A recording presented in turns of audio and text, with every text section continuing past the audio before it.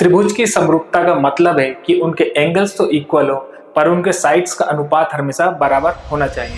Hello बच्चों, मैं हूं पवन गुप्ता, लेकर आया हूं क्लास 10 का चैप्टर नंबर 6, जिसमें मैं आपको बताऊंगा कि त्रिभुज की समरूपताओं को पे आधारित कैसे प्रश्न बनते हैं और उसको आप लोग किस प्रकार से हल कर सकते हो। तो सबसे पहले मैं आप लोग को समझाता हूं कि त्रिभुज की समरूपता, तो समरूपता होता क्या है, जिसको मैंने इंट्रोडक्शन की वीडियो में भी समझाया है, और सर्वांगसम से ये कैसे अलग होता है। समरूपता और सर्वांगसम में क्या अंतर, बेसिक अंतर होते हैं। तो ध्यान देना कि समरूपता का मतलब होता है बच्चों कि कोई भी दो इमेज, चाहे वो ट्रायंगल हो, स्क्वायर हो, रेक्टेंगल हो, सर्कल हो, कुछ भी हो, उनके एंगल्स तो इक्वल हो जाएं, है ना, एंगल्स तो बराबर हो जाएं, पर उनके जो साइड्स का रेशियो वो बराबर होना चाहिए। ये जरूरी नहीं है कि उनके साइड्स भी एक दूसरे के बराबर हो।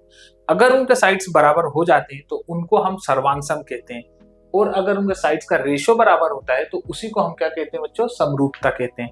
जैसे मान लो ये 1 है, ये 2 है और ये 3, और ये 2 4 6, तो आप लोग ये कह सकते हो कि ये और ये दोनों एक दूसरे के समरूप है, ना कि सर्वांगसम। समरूप क्यों है? क्योंकि इनका रेशो 1 2 3, वही साइड इसका भी रेशो देखो आप लोग आ रहा है, मतलब साइड्स का जो अनुपात है वो बराबर है। भले एंगल्स तो खैर सेम सेम होना ही चाहिए, भले साइज आप इनका देखोगे तो इसका छोटा और इसका बड़ा है, लेकिन ये एक दूसरे के क्या हो गए, समरूप। और जब इनके साइड्स भी एक दूसरे के बराबर हो जाएंगे तब आप लोग इसको सर्वांगसम कहने लगोगे। ठीक है, तो ये बिल्कुल बेसिक अंतर है। ठीक वैसे कि आप लोग ने ये भी पढ़ा था कि कौन से ट्रायंगल एक दूसरे के समरूप होते हैं, तो आप कह सकते हो कि समबाहु त्रिभुज ये एक दूसरे के बिल्कुल समरूप होते हैं हर कंडीशन में, चाहे वो छोटा हो बड़ा हो, किसी में। क्यों? क्योंकि समबाहु त्रिभुज में एक प्रॉपर्टी होती है कि उसके सारे एंगल 60-60 डिग्री के होंगे, और जब सारे एंगल 60-60 डिग्री के होंगे तो वो ऑटोमेटिक एक दूसरे के क्या हो जाते हैं, समरूप हो जाते हैं। ठीक वैसे देखोगे कि हर एक स्क्वायर या वर्ग एक दूसरे के समरूप होते हैं, सारे सर्कल एक दूसरे के समरूप होते हैं। तो इस प्रकार से आप लोग समझ गए होंगे कि समरूप क्या है। ये ऐसा मैंने इंट्रोडक्शन की वीडियो में भी समझाया है, नहीं देखा तो आप लोग जाके उसको भी देख सकते हो। और एक और बात, अगर हम ये कह सकते हैं कि सारे समरूप क्या सर्वांगसम होगा, तो इसका उत्तर है नहीं। सारे समरूप सर्वांगसम नहीं हो सकता, लेकिन सारे सर्वांगसम समरूप हो सकता है, क्योंकि सर्वांगसम की प्रॉपर्टी होती है कि उसमें जो शेप है आपके, वो दोनों एक दूसरे पे ओवरलैप करने चाहिए। कहने का मतलब उनके साइड्स, जैसे हमारे हाथ होते हैं, वो एक दूसरे पे रखोगे तो एक हाथ से दूसरा हाथ नहीं दिखेगा, तो समझ जाना कि वो एक दूसरे का क्या है, सर्वांगसम। क्योंकि उनके एंगल्स और साथ में उनका जो अनुपात है, वो अनुपात के साथ साथ उनके साइड्स भी एक दूसरे के बिल्कुल बराबर होते हैं। इसलिए हम कह सकते हैं कि जो भी सर्कल, जैसे मान लो अगर कोई सर्कल है, ठीक है, और यहाँ एक और सर्कल है, इन दोनों सर्कल का जो रेडियस है वो बराबर है, यहाँ भी 7 यहाँ भी 7, तो ये एक दूसरे के क्या हो जाएंगे, सर्वांगसम हो जाएंगे। ठीक है, समरूप कब होंगे, जब मान लो ये हो गया 17 और ये 7, तो ये समरूप हो सकते हैं लेकिन सर्वांगसम नहीं हो सकते, क्योंकि दिखने में तो एक जैसे हैं लेकिन इनके साइड्स क्या है, अलग अलग है। समझ गए? तो हम कह सकते हैं कि सारे सर्कल एक दूसरे के समरूप होते हैं, ना कि सर्वांगसम। सर्वांगसम होने की कंडीशन है कि उनके जो डायमेंशन है वो भी एक दूसरे के बिल्कुल बराबर होने चाहिए। ठीक है, तो इस प्रकार से अब इस पे जो प्रश्न बनते हैं, बहुत अच्छे प्रश्न बनते हैं, 4 नंबर 3 नंबर के, वो मैं आप लोगों को अब बताऊंगा। 1 नंबर का ऑब्जेक्टिव मैंने इंट्रोडक्शन की वीडियो में समझाया था कि किस प्रकार से सर्वांगसम और समरूप पर आधारित इसमें जो डिफरेंस होता है उसके आधार पर 1 नंबर का प्रश्न कैसे बन जाते हैं। ठीक है, अब देखो कुछ प्रमेय हैं, वो भी आप लोग को मालूम होना चाहिए, बहुत इंपॉर्टेंट है। थेल्स जी ने ये प्रमेय निकाला था, कैसे, अब मैं बताता हूं उसको। ठीक है, कि यदि किसी त्रिभुज की एक भुजा के समांतर अन्य दो भुजाओं को भिन्न भिन्न बिंदुओं पर प्रतिच्छेद करने के लिए एक रेखा खींची जाए तो ये अन्य दो भुजा एक ही अनुपात में विभाजित हो जाती है। कहने का मतलब है कि किसी भी ट्रायंगल में अगर तीसरी लाइन, या ये भी हो सकता है, वो ये भी और ये किसी भी, ये मान लो डायमेंशन इनके A B C, अगर मैं इस तीसरी लाइन किसी भी, वो हो सकता है तीसरी लाइन ये हो या ये हो, के पैरेलल में कोई अगर मैं लाइन खींचूंगा, इसके पैरेलल में अगर कोई लाइन खींचूंगा तो वो AB और AC को बराबर रेशो में बांटेगी, मतलब इनका जो अनुपात है वो हमेशा बराबर होगा। अगर मान लो ये 1 था और ये 3, तो ये भी 1 और 3 होगा। कहने का मतलब ये अनुपात है बच्चों। अगर मैं कह दूं कि कोई ट्रायंगल ऐसा है, ठीक है, और ये इसके पैरेलल मैंने से खींच दिया, और ये 1 और ये 3 था, लेकिन यहां मैं देख रहा हूं तो ये 6 था और ये 2 था, तो क्या मैं कह सकता हूं कि ये एक दूसरे के क्या होंगे? ये जो थेल्स जी ने ये थ्योरम बनाया, ये लाइन इसके पैरेलल है। तो हाँ, क्यों? क्योंकि जैसे ही मैं इसका अनुपात बनाऊंगा तो 2 एकम 2, 2 तिया 6, तो 3:1, और यहाँ भी कितना था? 3:1। तो मैं कह सकता हूँ कि ये भी एक दूसरे के क्या है? बराबर अनुपात में दोनों लाइंस एक दूसरे को डिवाइड करके। जब भी आप किसी भी तीसरी लाइन के इसको समानांतर खींचोगे, समझ गए, तो उसको बराबर अनुपात में डालेगी, ना कि बराबर डायमेंशन समझ गए ना। मेजरमेंट बराबर होगा ये जरूरी नहीं है, उसका अनुपात बराबर होगा, है ना। मेजरमेंट कब बराबर हो सकता है? जैसे समद्विबाहु त्रिभुज तो उसमें बराबर हो सकता है, लेकिन इसमें जरूरी नहीं। वो हर ट्रायंगल्स पे ये रूल फॉलो होता है कि इनके जो रेशो है वो बराबर आएंगे, ना कि उनका संख्यात्मक मान है वो भी बराबर आएगा। जैसे यहाँ आया था 3:1 और यहाँ 6:2, तो उसको भी आप जब काटोगे 2 के पहाड़े से तो 3:1 ही आएगा। तो आप ये कह सकते हो कि ये जो लाइन है ये तीसरी लाइन के क्या है? समानांतर है। समझ गए? थेल्स जी ने ये हमें ये थ्योरम दिया था, ठीक है। उम्मीद है आप लोगों को ये आसानी से समझ में आया होगा। जरूरी नहीं है कि वो संख्यात्मक मान दोनों को बराबर हो, लेकिन उनका अनुपात हमेशा कैसा आएगा? बराबर आएगा, ठीक है। जैसे यहाँ देखो, संख्यात्मक भी बराबर है, अनुपात भी बराबर है, लेकिन यहाँ आपने देखा कि संख्यात्मक मान अलग अलग है लेकिन अनुपात बराबर है, तो हम अनुपात पे जोड़ दे रहे हैं कि अनुपात बराबर होना चाहिए, ठीक है। तब हम समझेंगे कि ये जो लाइन है इसके ये पैरेलल है, ऐसा प्रमेय में हमें बताया गया है। थेल्स जी ने ये प्रमेय दिया था, ठीक है। गणितज्ञ थे, बहुत महान गणितज्ञ। एक प्रमेय क्या है कि यदि एक रेखा किसी त्रिभुज के 2 भुजाओं को एक ही अनुपात में विभाजित करे तो वो तीसरी भुजा के समानांतर होती है। अब ध्यान देना, ऐसा क्या है?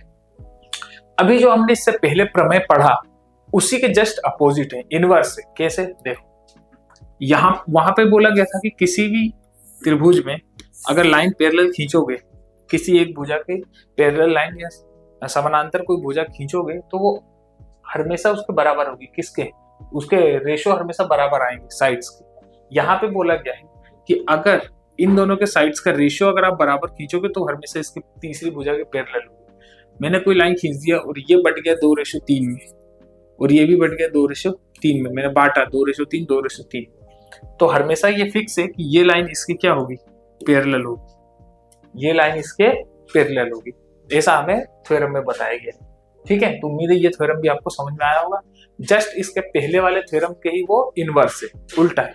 उसमें बोला गया था कि अगर आप तीसरी भुजा के पैरेलल खींचोगे, कोई लाइन खींचोगे, तो वो हमेशा इसको बराबर भुजाओं में बांट देगा, बराबर अनुपात में बांटेगा। यहाँ बोला गया कि अगर आप बराबर अनुपात में किसी 2 रेखाओं को आप बांटते हो तो तीसरी भुजा की ऑटोमेटिक क्या होगी? समानांतर होगी, क्योंकि बहुत आसान है, बस ये एक दूसरे के इनवर्स है।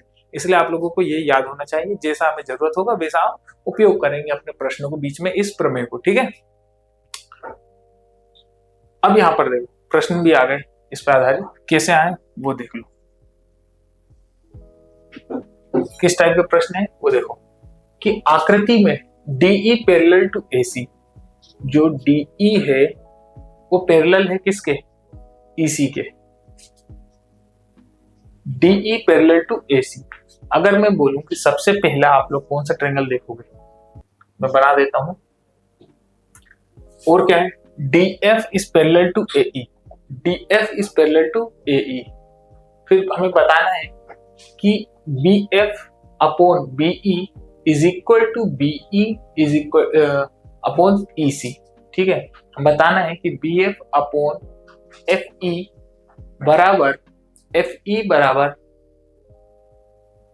FE, यहां भी होना चाहिए FE बराबर EC, ठीक है। हम बताते हैं, है ना। तो सबसे पहले देख लो क्या था। अब मैं ट्रायंगल लेता हूं, सबसे पहले मैं ट्रायंगल ले लेता हूं कि ABE ले लो, ट्रायंगल ABE, ठीक है। हमने ले लिया ट्रायंगल ABE, मतलब ये वाला ट्रायंगल ले लिया, ठीक है। तो ध्यान देना, अगर मैं इसको दूसरे कलर में कर देता हूं, ठीक है, ये वाला ट्रायंगल लिया गया है, ठीक है। ध्यान देना, वो मैंने बस आपको समझाने के लिए ये अलग कलर से डिनोट कर दे रहा हूं। जिसमें AE के पैरेलल हमारा DF है, AC AE के पैरेलल DF है हमारा, ठीक है। तो वो ट्रायंगल मैंने लिया। अब ध्यान देना, जब वो पैरेलल है तो हमें पता है कि BF, हमें पता है क्या है BF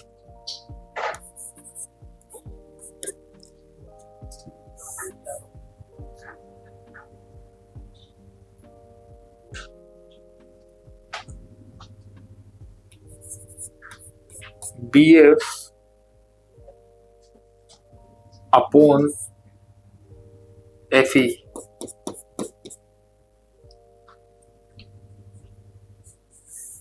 BF अपॉन FE बराबर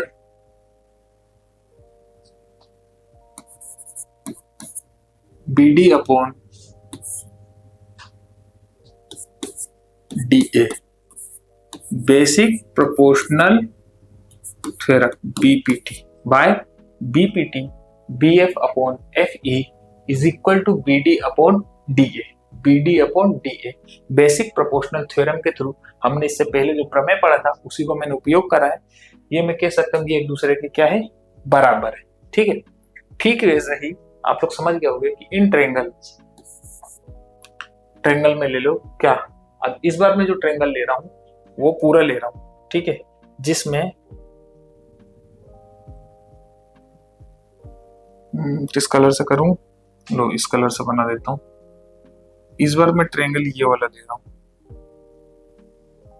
ठीक है, और ये वाली लाइन इसके क्या है, पैरेलल है, ठीक है।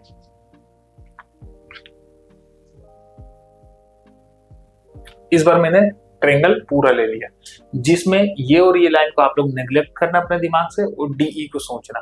DE पैरेलल है आपके किसके, AC के। इन ट्रायंगल ABC तो मैं कह सकता हूं कि DE BE अपॉन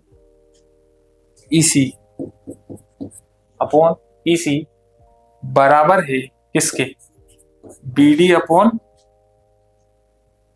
DA के, basic proportional theorem by BPT मैं ये कह सकता हूं। अब ये इक्वेशन आपकी क्या थी, फर्स्ट, और ये इक्वेशन आपकी क्या थी, सेकंड। ये इक्वेशन थी फर्स्ट और ये इक्वेशन थी आपकी सेकंड। अब मैं दोनों को ले सकता हूँ क्योंकि BD अपॉन DA बराबर BF अपॉन FE, और यहाँ BD अपॉन DA बराबर BE अपॉन EC, ठीक है। ये दोनों अपने को मिल गया, जिसमें आप देख रहे हो कि यहाँ दोनों साइड RHS बराबर है। जब कभी RHS मतलब सेम एक जगह बराबर होगा तो ये दोनों इक्वेशन भी एक दूसरे के बराबर होगी, मतलब BF upon FE is equal to BE upon EC, ठीक है। ये भी एक दूसरे के क्या होगा, बराबर हो जाएगा। अब ये मैं आपको नेक्स्ट स्लाइड पे बताता हूँ।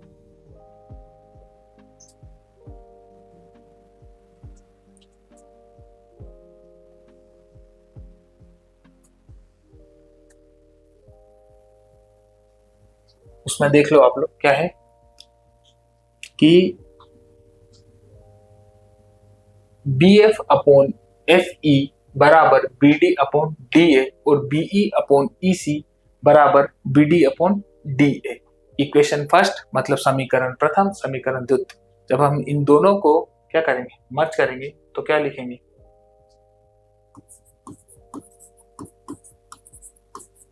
समीकरण फर्स्ट और द्वितीय से, ठीक है। अब मैं कह सकता हूं कि BD अपॉन DA बराबर BF upon FE, BD upon DA बराबर, तो दिया ही है ना, क्या है, BF अपॉन FE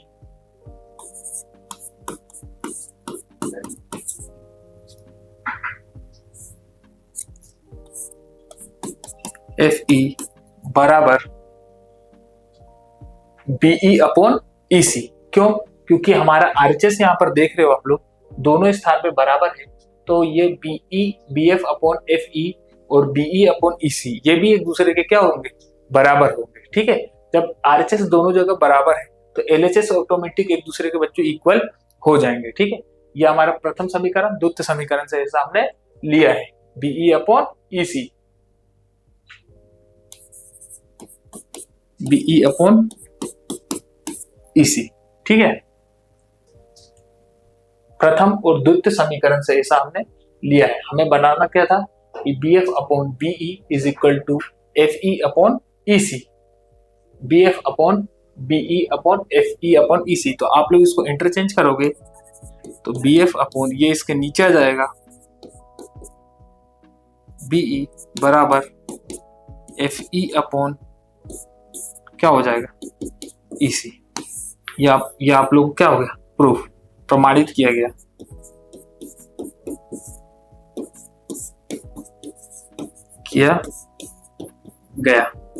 ठीक है, इस प्रकार से बहुत आसान प्रश्न बनते हैं जिसमें आप प्रमेय को प्रथम और द्वितीय प्रमेय जो मैंने अभी आप लोग को बताया उसको उपयोग करते हुए आसानी से क्वेश्चनों को हल कर सकते हो। जैसे इस प्रश्न में भी आप लोग देखोगे तो क्या है, आकृति में क्रमशः OP, OQ और OR पर स्थित बिंदु A, B और C इस प्रकार है कि AB पैरेलल टू PQ। कहने का मतलब है कि AB पैरेलल है किसके, PQ के, समानांतर है, और AC parallel to PR, AC parallel to PR वो भी उसके क्या है, समानांतर है। तो दर्शाइए कि BC पैरेलल टू QR। हमें क्या दर्शाना है, BC QR के क्या है, पैरेलल है। ध्यान देना, जब आप लोग प्रश्नों में आकृति को देखो तो अपने मन से ये कभी मत सोच लेना कि ये क्या है, इसके पैरेलल है, क्योंकि देखने में तो लग रहा है ना, लेकिन हमें उसको अपने मन से नहीं मानना है। अक्सर बच्चे क्या करते हैं, कहीं पर अगर ऐसा दिया रहता है तो ऑटोमेटिक बोलते हैं कि ये तो 90 डिग्री होगा, जो कि ऐसा कोई जरूरी नहीं होता कि जो उसमें आपको दिया हुआ रहेगा वही होगा। उसको हमें क्या करना पड़ेगा, पहले प्रूफ करना पड़ेगा। कहने का मतलब है कि आप लोग देखकर इसको नहीं बोल सकते कि ये या 90 डिग्री है या नहीं, जब तक आप उसको प्रूफ ना करो, है ना, जब तक जस्टिफाई ना कर दो तब तक आप उसको नहीं बोल सकते।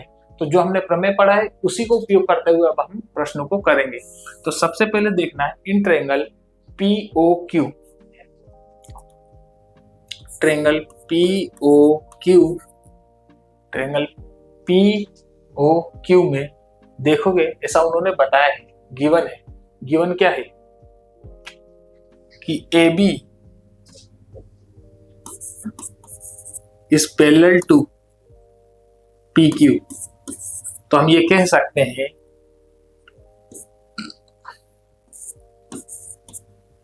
या OA है ना, OA बना लेते हैं, OA बराबर AP, OA बटे AP बराबर OB बटे BQ। ठीक है, ऐसा अपन कह सकते हैं। क्यों? बेसिक प्रोपोर्शनल थ्योरम के थ्रू OA अपॉन AP बराबर OB upon BQ।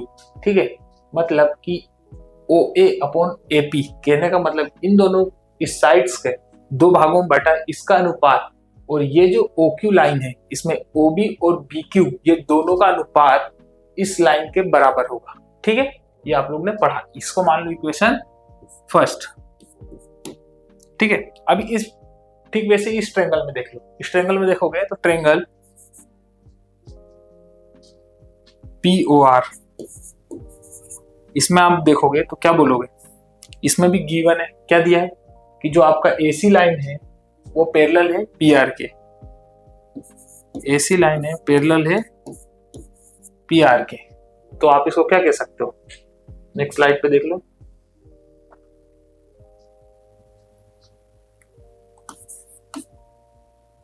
AC line parallel है, AC लाइन PR के पैरेलल है, तो मैं ये कह सकता हूं कि OA upon AP, OA upon AP line हमारा किसके बराबर है, यहां पर देखो डायग्राम में ओ सी अपॉन सी आर। यहाँ क्या लिखोगे, ओ सी अपॉन सी आर। कैसे, बेसिक प्रोपोर्शनल थ्योरम के थ्रू, है ना। वो साधारण सा थ्योरम था, प्रमेय था, जिसको हमने पढ़ा और यहाँ उपयोग किया। ये आपका इक्वेशन सेकेंड हो जाएगा। ठीक है, अभी आपने पिछले स्लाइड पे इक्वेशन फर्स्ट बनाया था, अब हमने बनाया इक्वेशन सेकेंड। तो अब ध्यान देना, हमने पढ़ा कि ओ ए अपॉन ए पी, और यहाँ पे इक्वेशन यहाँ लिख सकते हो,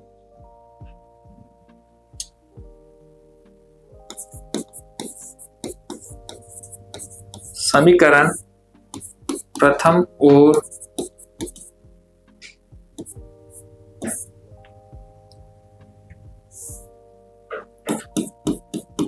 सेकंड से हमने पढ़ा था, क्या पढ़ा, ओ ए अपॉन ए पी। दोनों साइड में आप देखोगे कि एलएचएस बराबर है। जब एलएचएस बराबर है तो आप बोल सकते हो O B upon B Q, यहां लिखो O B upon B Q बराबर है किसके, ओ सी अपॉन सी आर के। आप देख लो डायग्राम में, O B upon B Q, O C upon C R. अब सेकंड प्रमेय का इसमें उपयोग करना है। दूसरा प्रमेय आपने क्या पढ़ा था कि जब भी हमारे किसी त्रिभुज में दो साइडों का रेशो बराबर हो, मतलब उनका अनुपात बराबर हो, तो ये बीसी लाइन जो है ऑटोमेटिक क्यू आर के बराबर हो जाएगी, है ना। तो ये हमने बराबर उसमें बता दिया। तो इन ट्रायंगल, या मान लो डायरेक्ट ट्रायंगल बना दो, उससे कोई फर्क नहीं पड़ता। लिखो triangle O Q R, triangle O Q R में ये कह सकता हूं, इस ट्रायंगल ओ क्यू आर में मैं ये कह सकता हूं कि जो बीसी लाइन है वो क्यू आर के क्या है, समानांतर है। बीसी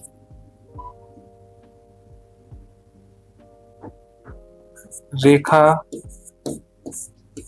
क्यू आर के समांतर है। क्यों कहा मैंने, क्योंकि ऐसा प्रमेय संख्या 2 में दिया था कि किसी भी त्रिभुज में जब दो भुजाओं का अंतर, इनका जो हमने डिवाइडेशन किया, इनको जो बांटा है, उसका अनुपात अगर बराबर है तो वो तीसरी भुजा के समानांतर होगी या पैरेलल होगी। इजीली आपको ये उम्मीदें समझ में आ रहा होगा, है ना। जैसे कि ये जो बीसी लाइन थी, ये देख रहे हो O B upon B Q is equal to O C upon C R. जब ये इनका अनुपात जब बराबर है तो ये ऑटोमेटिक हमने जो प्रमेय पढ़ा है उसके हिसाब से बीसी है वो क्यू आर के समानांतर हो जाएगी। ठीक है, इसी प्रकार से प्रश्न करना है। इसमें कोई भी हमें उत्तर लेकर आना नहीं होता, इसमें बस हमें सिद्ध करना होता है कि दिए गए जो स्टेटमेंट है प्रश्न में उसको हम कैसे सिद्ध करेंगे। तो इस प्रकार के प्रश्न बहुत आसान होते हैं, जब आप उसको एक दो बार प्रैक्टिस कर लोगे तो इजीली आप लोगों को आने भी लगेगा। ठीक है, और इसी प्रकार देख लो, एक और बहुत अच्छा प्रश्न है। बोला गया है कि एबीसी एक समानांतर है जिसमें AB पैरेलल है किसके, DC के। AB पैरेलल है किसके, DC के, तथा इसके विकर्ण परस्पर बिंदु पर प्रतिच्छेद करते हैं। दर्शाइए कि AO upon BO is equal to CO upon DO। कहने का मतलब है, हमसे बोला है कि ABC एक समलंब है। समलंब मतलब अंग्रेजी में इसको बोलोगे तो ट्रेपीजियम बोलते हैं। ये कुछ इस प्रकार से है। ठीक है, ये रहा आपका समलंब, है ना।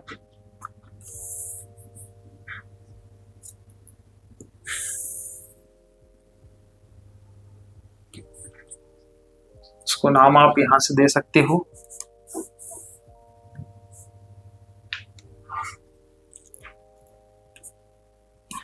A B C और D। यहां से ये काटा, यहां से ये काटा, ये O पर प्रतिच्छेद करेंगे एक दूसरे को। ठीक है, तो अब हमसे क्या बोला गया, ऐसा बोला गया कि ABCD एक समलंब है जिसमें AB पैरेलल है CD के। तो इसलिए मैंने AB को CD के पैरेलल बता दिया। ट्रेपीजियम या समलंब की पहली प्रॉपर्टी होती है कि उसमें कोई भी एक समानांतर भुजाएं, दो भुजाएं एक दूसरे के मतलब समानांतर होगी। ठीक है। और एक का कोई फिक्स नहीं है, वो समानांतर हो भी सकती है, नहीं भी होगी, वो कैसी भी हो सकती है ना, समलंब भी हो सकती है, नहीं भी हो सकती। इसके विकर्ण परस्पर बिंदु पर प्रतिच्छेद करते हैं, ओ पर प्रतिच्छेद कर रहे हैं। इसमें हम देखेंगे कि दर्शाइए कि AO upon BO, AO upon BO मतलब ये दोनों इस ट्रायंगल के लिए ये वाला इस वाले ट्रायंगल की जो दोनों रेखाएं हैं और इस वाले ट्रायंगल की जो दोनों रेखाएं हैं ये और ये एक दूसरे के समान अनुपात में है, ऐसा हमें इस प्रश्न में दर्शाना है। ठीक है, तो अब मैं आपको एक एक करके बताऊंगा। अब हम क्या करेंगे, इसमें समीकरण में एक बनाएंगे, है ना, इमेज से करेंगे। क्या करेंगे, अपनी मर्जी से हम एक लाइन यहाँ पर लेंगे इसे, ठीक है, इसके पैरेलल लेंगे। ठीक है, हमने ऐसा क्या करा है, बनाया है ना, ABCD और E ले लो। ठीक है, EO रेखा AB और CD के समांतर है ना। तो मैं कह सकता हूं कि EO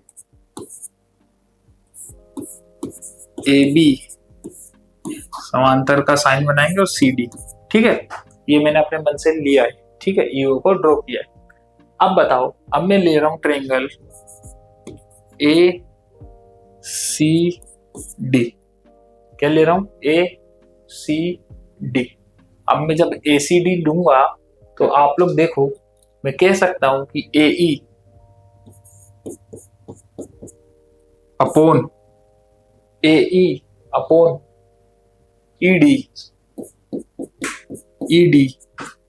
अपॉन ED बराबर होगा AO अपॉन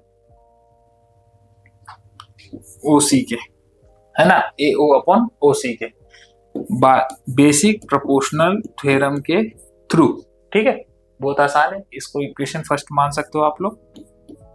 ठीक है, इसको इक्वेशन फर्स्ट आप लोग मान सकते हो। किसमें, ACD, ट्रायंगल ACD या त्रिभुज ACD में EO लाइन मैंने अपनी तरफ से लिया है, जो कि AB और CD के क्या है, पैरेलल है, क्या समांतर है, इस बात को समझना। ठीक है, अब मैंने ले लिया AE अपॉन ED। ऐसा हमने पढ़ा था कि जब किसी त्रिभुज के दो भुजाएं के बीच एक लाइन अगर पैरेलल है तो ऑटोमेटिक इनका और इसका रेशियो बराबर हो जाएगा, दो भुजाओं के अनुपात बराबर हो जाएगा, और मैंने सेम अनुपात ले लिया है। ठीक है, अब मैं लूंगा ट्रायंगल ABD। ठीक है, ट्रायंगल ABD में लेने पर आप लोग देखो, मैंने लिया ABD, EO जो लाइन है वो AB के क्या है, समांतर है। ठीक है, AB के क्या है, समांतर। तो मैं कह सकता हूं कि AE अपॉन ED, यहां लिख लो EO parallel to AB,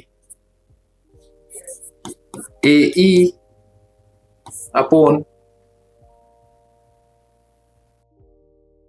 ED बराबर AE अपॉन ED बराबर BO अपॉन OD, है ना, BO अपॉन OD। ये समीकरण आपका कौन सा हो गया, सेकेंड हो गया। ठीक है, ये आपने पहले लिया था, अब समीकरण दूसरा लिया। हुआ कैसे है ये भी by basic proportional theorem, basic proportional theorem. ठीक है, ये हमारा हो गया दूसरा समीकरण। ठीक है, अब देखो यहां पर भी LHS और पीछे भी LHS एक दूसरे के बराबर है, तो मैं कह सकता हूं कि AO upon OC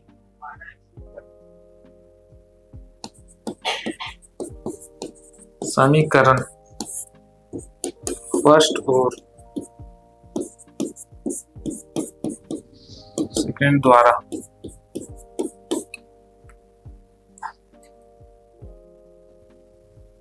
AO upon OC, AO upon OC, AO upon O C बराबर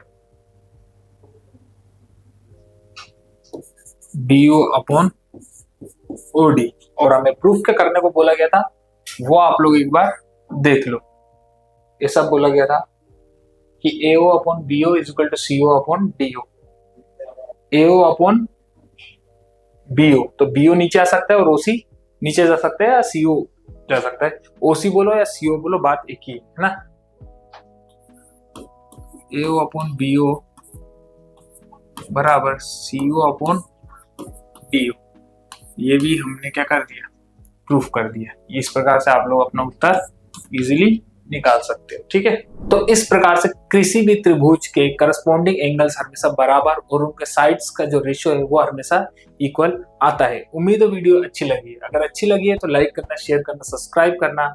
और ज्यादा डिटेल में पढ़ना चाहते हो तो आज ही फ्यूको एजुकेशन ऐप डाउनलोड करना। Thank you.